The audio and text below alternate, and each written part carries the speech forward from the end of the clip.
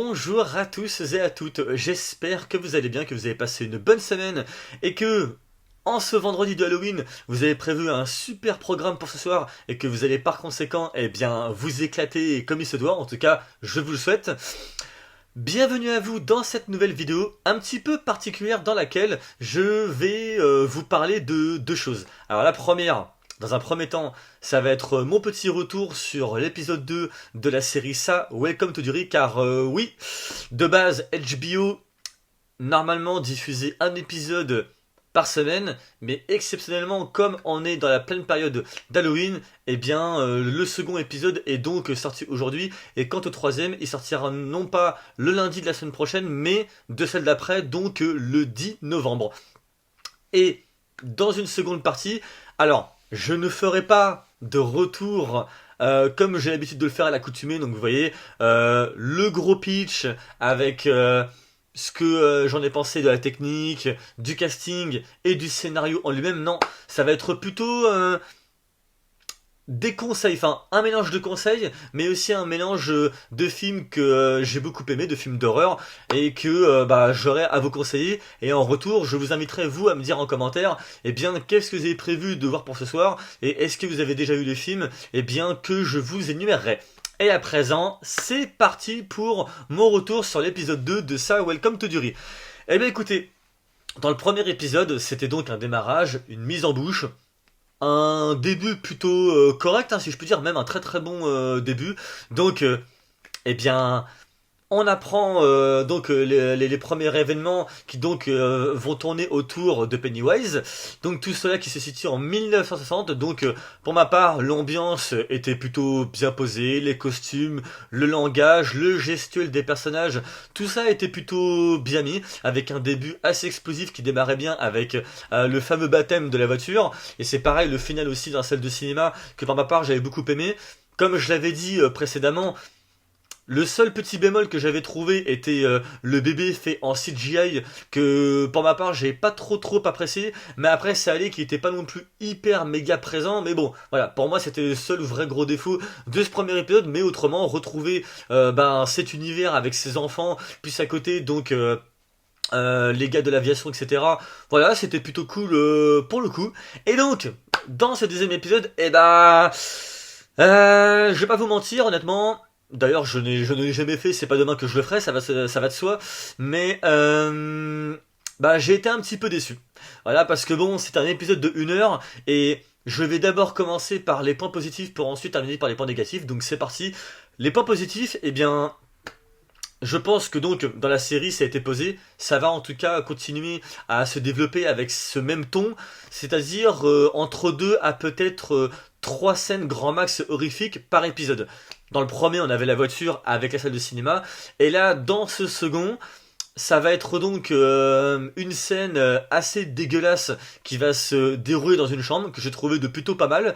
Et quant à la seconde qui se déroulera dans un supermarché, que j'ai trouvé aussi de plutôt pas trop mal. Ça colle vraiment moi à l'univers que j'ai connu à l'époque du téléfilm, et également aussi des 2 autres films qui ont été réalisés par la suite, même si j'ai préféré que la première partie comparée à la seconde. Donc voilà, donc ça c'était plutôt pas trop mal. Par contre,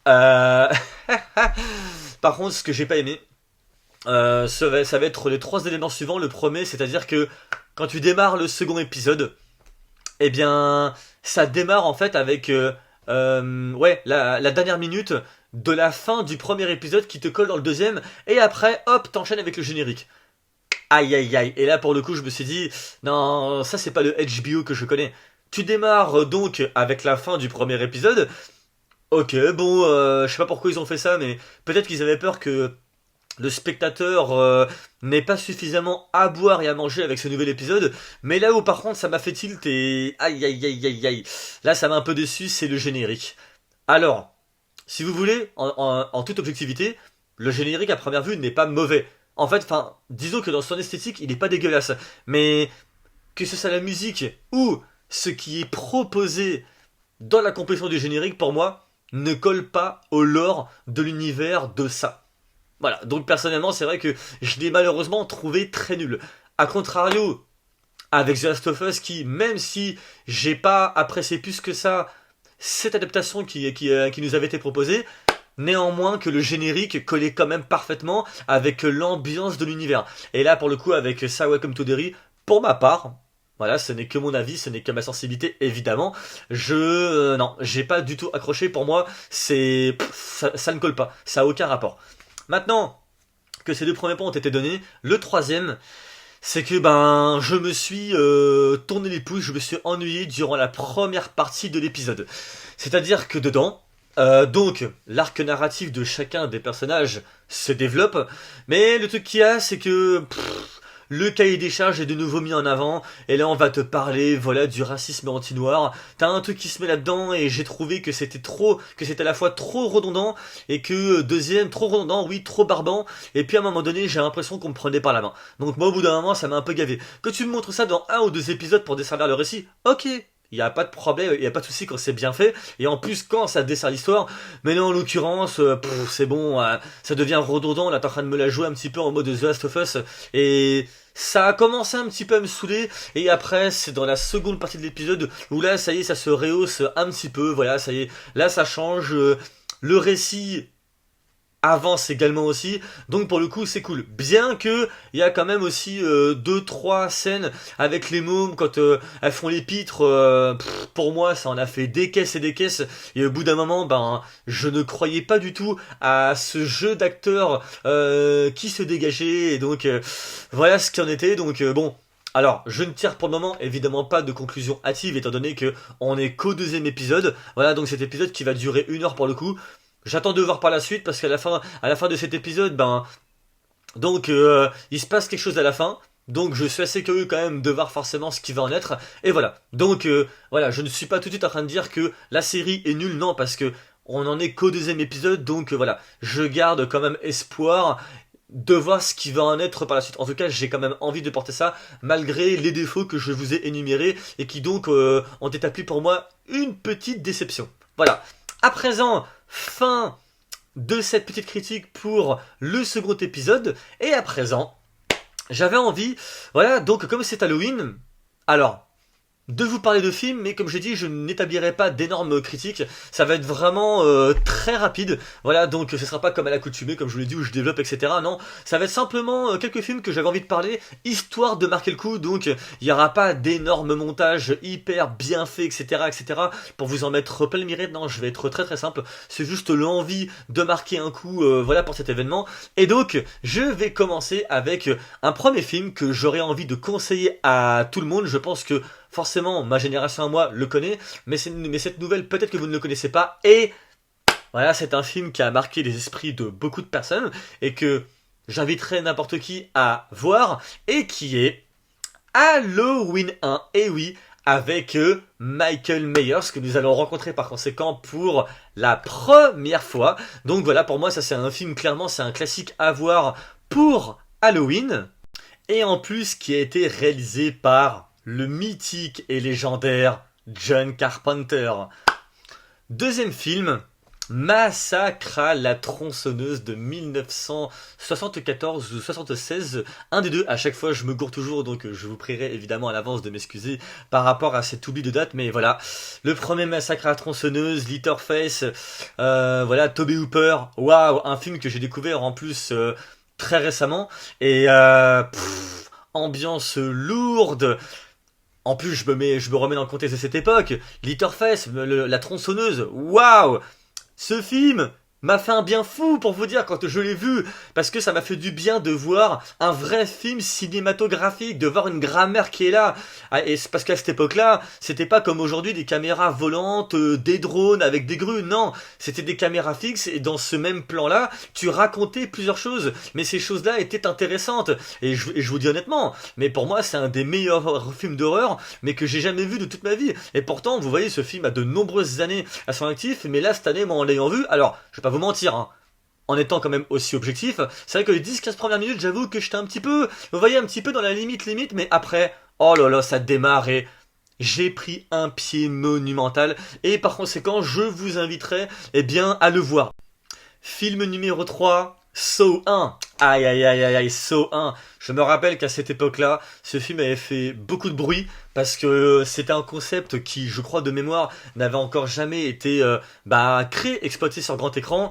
réalisé par James Wan, accompagné à l'écriture par Lee Whannell, qui signera également l'écriture de Saw 2 ainsi que Saw 3. Qu'est-ce qu'il en est? Le pitch est très simple et évidemment, comme vous pouvez vous en douter, il y aura évidemment pas de spoil. Deux personnes qui sont enfermées dans ce qui semble être une espèce de grande salle avec une ou deux baignoires à côté. Ils sont tous les deux cloués aux pieds et ils ont un certain temps en fait pour se sortir de là. Aïe aïe aïe aïe aïe, et oui, avec Jigsaw, le fameux tueur du puzzle. Ah là là là là là là, un twist de dingue auquel je pense à cette époque-là personne ne s'attendait, donc voilà, un film à voir aussi également une fois dans sa vie. Et attention, âme sensible, s'abstenir. Film numéro 4. Hellraiser 1, Le Pacte, sorti en 1987 et réalisé par Clive Barker qui avait également aussi écrit le roman dans cette même foulée, enfin en tout cas il l'avait écrit avant.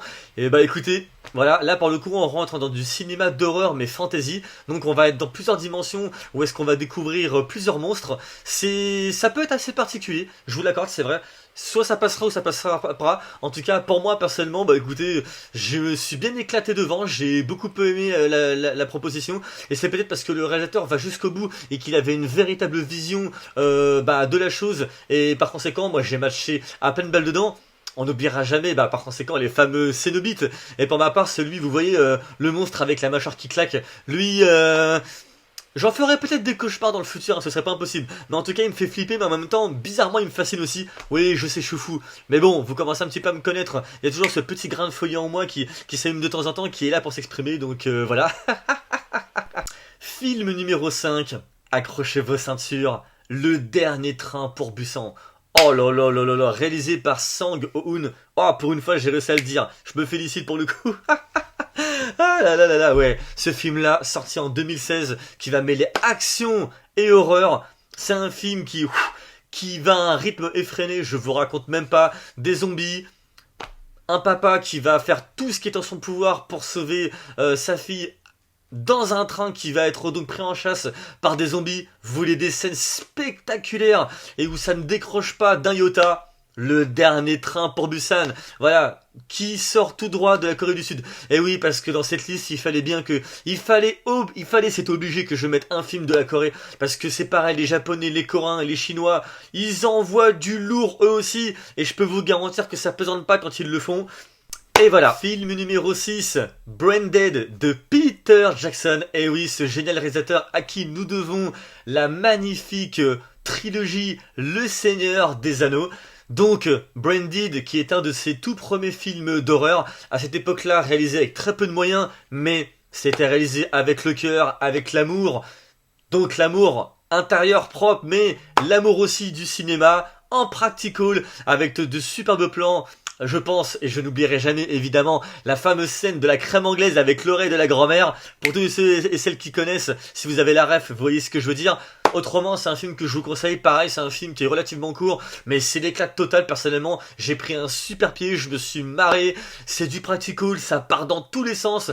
En fait, le genre de choses que j'aime tout simplement. Et Peter Jackson, tu vois, qui s'est éclaté, qui s'est fait plaisir. Et dans cette même foulée, il m'a fait plaisir. Donc, eh bien, je vous invite à le voir. Vous aimerez ou pas. Voilà, comme d'habitude, la règle d'or ne change pas. Film numéro 7. Alors, je dis film numéro 7, mais en fait, il y a 3 films pour moi qui sont concernés parce qu'en fait, ils font partie d'une saga, d'une totalité de 6 films, qui est Destination Finale. Et pour ma part, mes préférés sont le 1, le 2 et Destination Finale Bloodlines qui est sorti cette année. Bon, bien qu'il soit imparfait, ça je serais le premier à le reconnaître, mais j'ai passé un putain de super moment dessus et ouais non, celui-là j'étais obligé de le vous faire partager. Un lycéen qui s'apprête à prendre l'avion et BAM! Il a une vision que l'avion va exploser. Et qu'est-ce qui se passe? Eh bien, il sauve ses amis. Mais qu'est-ce qui se passe après? L'avion explose. Et là, attention, accrochez vos ceintures. La mort revient en arrière. Personnellement, pour moi, c'est un classique du cinéma. Que ce soit le 1, que je reverrai toujours au moins une fois par an. Le 2, le 2, la fameuse scène de l'autoroute avec le camion dont les rondins de bois vont faire un carnage de dingue. Ouais, vraiment le pied total absolu. Un film voilà que je me remets tout le temps. Puis encore une fois, voilà, Destination Finale Bloodlines que j'ai aussi beaucoup aimé, que je trouve qu'il y a un petit peu plus bout de décoffrage. Voilà, et pour terminer, alors celui-ci c'est un spécial.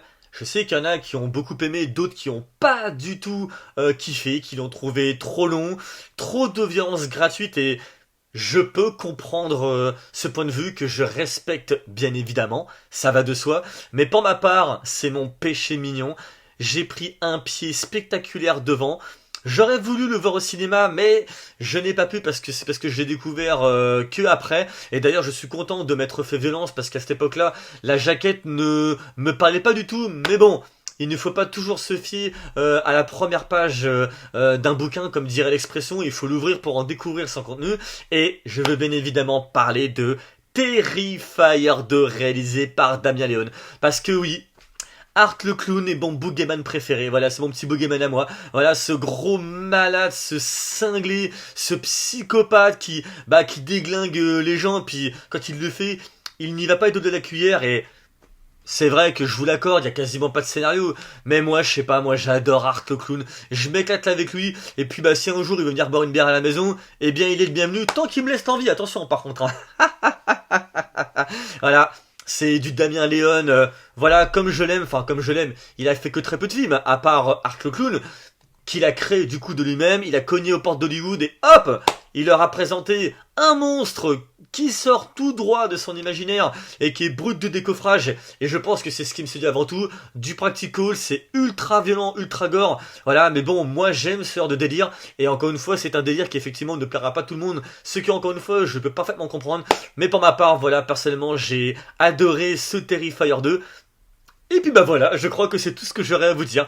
Voilà donc, et bien voilà, tous ces films que je voulais vous faire partager. Alors j'en ai encore d'autres en tête, mais c'est vrai qu'effectivement, si je devais tout citer dedans, etc., ça ferait une grosse vidéo. Et bon, c'était pas vraiment le but, voilà, le but était simplement de marquer un petit coup, en ce vendredi de Halloween. Vous dites-moi en commentaire si vous avez vu un de ces films-là, est-ce que vous avez aimé, est-ce que vous avez pas aimé. Si vous avez pas aimé, vous connaissez la règle de la maison sur ma chaîne, il n'y a évidemment aucun problème. Par contre, vous, je vous encourage à me dire quelle liste vous auriez à me conseiller, quel film vous avez aimé et que vous allez voir ce soir, ou même des films aussi qui sortiraient de l'ordinaire, n'hésitez pas, car évidemment je suis client et par conséquent friand de ce genre de choses-là. Et à présent, sur ces bonnes paroles, je vous souhaite à tous et à toutes de passer un excellent Halloween pour ce soir. Éclatez-vous bien, matez de superbes films. N'oubliez pas de m'en faire aussi part sur la chaîne. Autrement, je vous souhaite à tous et à toutes un très bon week-end. Profitez bien et la base de la base, prenez soin de vous. Sur ce, on se retrouve pour une prochaine vidéo. Ciao!